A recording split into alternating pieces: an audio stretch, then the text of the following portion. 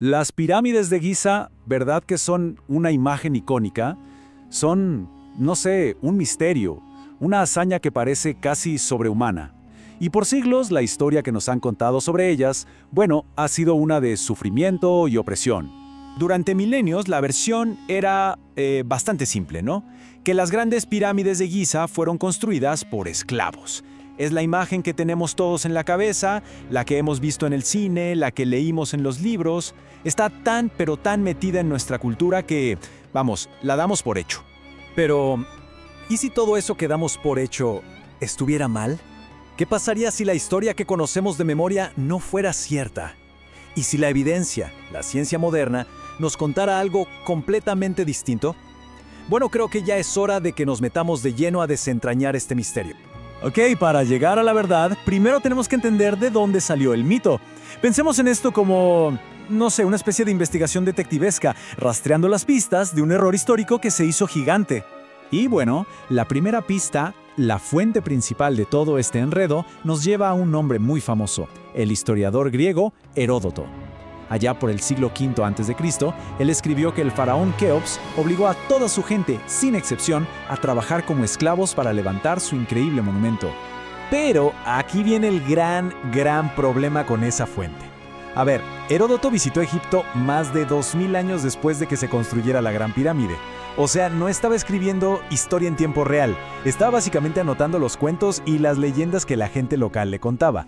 Imagínense, quizás solo querían impresionar al turista extranjero, ¿no? Y claro, esa idea inicial fue como una bola de nieve. Con el tiempo fue creciendo. Por ejemplo, el libro del Éxodo habla de la esclavitud de los israelitas, pero, ojo, nunca menciona las pirámides, y además se sitúa en una época totalmente diferente. Luego, mucho más tarde, el historiador Josefo sí que los nombra directamente como los constructores, pero su texto era más una apología, una defensa de su gente, que un recuento histórico objetivo. Así, capa sobre capa, se fue construyendo este mito gigantesco hasta que llegó la arqueología moderna a decir, un momento, vamos a ver qué hay de cierto en todo esto. Y con eso, pasamos de los relatos antiguos a la ciencia moderna. Vamos a ver cómo la nueva evidencia empezó literalmente a desenterrar la verdad. Durante siglos la historia de los esclavos era la única que existía. Punto. Pero en 1990 pasó algo que parece sacado de una película de aventuras. Una turista andaba a caballo cerca de las pirámides y de repente, ¡zas!, el caballo tropieza. ¿Con qué? Con un muro de adobe que estaba medio enterrado. Pues resulta que ese pequeño tropiezo llevó a un descubrimiento increíble, las tumbas de los verdaderos constructores de las pirámides. Y aquí viene lo más importante de todo. Estaban enterrados justo al lado de las pirámides, con honor. Pensemos un segundo. A un esclavo, a una persona considerada una propiedad, jamás se le daría un entierro tan privilegiado. Y no solo eso, las inscripciones en las tumbas revelaron sus títulos: supervisor de obreros, inspector de artesanos. Eran profesionales respetados, no una fuerza de trabajo anónima y desechable. Este hallazgo fue básicamente la llave que abrió la puerta a un mundo que creíamos perdido. Y ahora vamos a movernos de sus tumbas para entrar a la ciudad donde vivían y trabajaban día a día. Resulta que los arqueólogos encontraron y desenterraron la ciudad perdida de los constructores, un lugar llamado Heit el Gurab. Y miren, no hablamos de 4 chozas, era un asentamiento gigantesco, súper organizado, con panaderías que producían pan a escala industrial, talleres, edificios para la administración. O sea, esto no tiene nada que ver con un campamento de esclavos. Era más bien una base de operaciones de una eficiencia impresionante. Y si eso no fuera suficiente, hablemos de la comida. Este dato es increíble. Se estima que a los trabajadores se les proveía con más de 1.800 kilos, sí, escucharon bien, 1.800 kilos de carne de res, de cordero y de cabra todos los días. Vamos, esa no es la dieta que se le da a gente que se considera desechable. Esa es la comida de una fuerza de trabajo valorada, y muy bien valorada. Y la evidencia no para ahí. El análisis de los esqueletos, casi como un CSI de la antigüedad, nos cuenta una historia fascinante. A ver, sí, el trabajo era durísimo, se ve en los huesos, tenían artritis en la columna, en las rodillas. Pero, y este es un pero gigante, también hay pruebas de una atención médica increíblemente avanzada. Se han encontrado fracturas de brazos y piernas que sanaron a la perfección, incluso amputaciones quirúrgicas exitosas. Los pacientes sobrevivieron por años después de las operaciones. Pensemos, ¿quién gastaría recursos médicos tan valiosos en una fuerza de trabajo que supuestamente no valía nada? Entonces, el contraste entre el mito y la realidad es brutal. Por un lado, el mito, esclavos muertos de hambre, comiendo sobras y enterrados en fosas comunes sin nombre. Por el otro, la realidad que nos muestra la evidencia.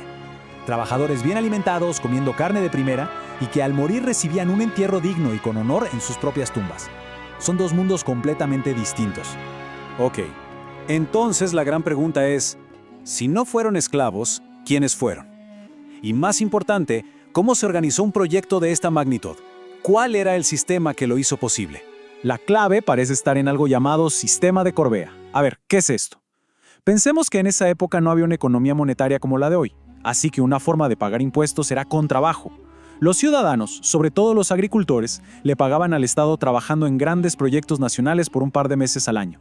¿Y cuándo lo hacían? Pues muy inteligentemente durante la inundación del Nilo, que era justo cuando sus campos estaban bajo el agua y no podían cultivar. Y no nos imaginemos un caos de gente. Para nada. Era una fuerza de trabajo súper organizada. Por un lado había un núcleo de profesionales a tiempo completo, artesanos, administradores, arquitectos, y por otro una fuerza mucho más grande de trabajadores temporales que iba rotando. Y lo más genial es que se organizaban en cuadrillas, en equipos que tenían sus propios nombres. ¿Y qué nombres? Gracias a grafitis que dejaron sabemos que había equipos como los Amigos de Keops o, mi favorito, los Borrachos de Miserino. Eso nos habla de camaradería y orgullo, no de opresión. Y si quedaba alguna duda, tenemos la prueba definitiva. Una de las revelaciones más importantes de la egiptología moderna, un documento increíble, el diario de Merer. Este papiro es literalmente el libro de registro de un gerente de nivel medio llamado Merer, un tipo que estuvo ahí mientras se construía la Gran Pirámide.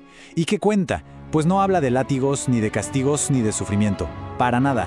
Es burocracia pura. Un registro detallado de la logística, cómo transportaban los bloques de piedra caliza por el Nilo, las fechas de entrega, las raciones de comida que repartían. O sea, es el papeleo aburrido y normal de cualquier gran proyecto de construcción.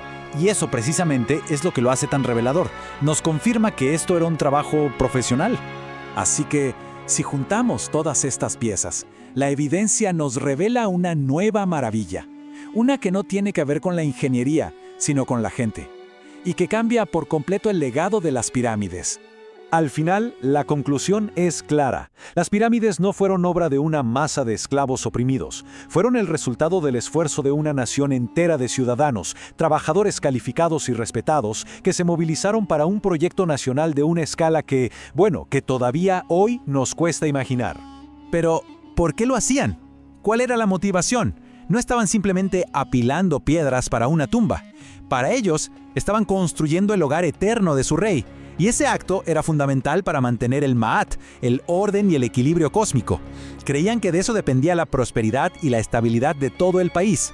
Así que era un trabajo, sí, pero también era un deber cívico y casi un acto sagrado. Y esto nos lleva a una reflexión final.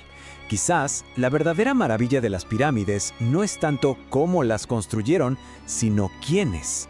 Y nos deja con una pregunta flotando en el aire. ¿Cuántas otras historias de nuestro pasado, esas que damos por sentadas, están ahí simplemente esperando a que nueva evidencia salga a la luz y las reescriba por completo?